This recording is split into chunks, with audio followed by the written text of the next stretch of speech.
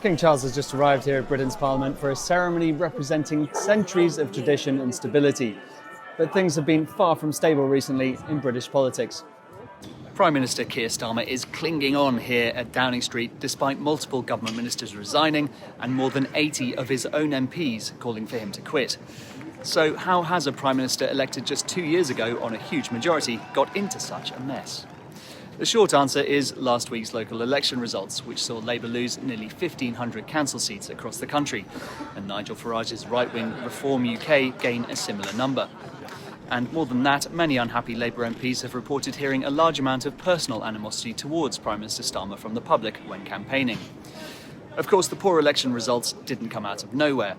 The PM has been heavily criticised for appointing senior Labour Party figure Peter Mandelson as US ambassador, despite his relationship with disgraced US financier Jeffrey Epstein being well known.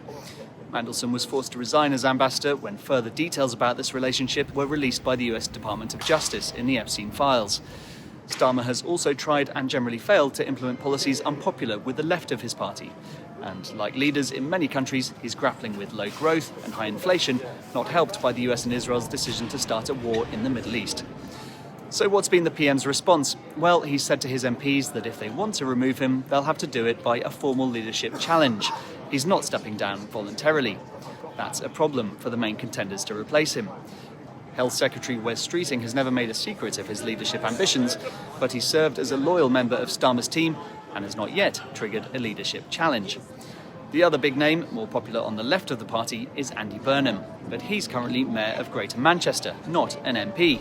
And the last time he tried to run for a parliamentary seat, which he would need to do to become Prime Minister, Starmer's allies blocked him.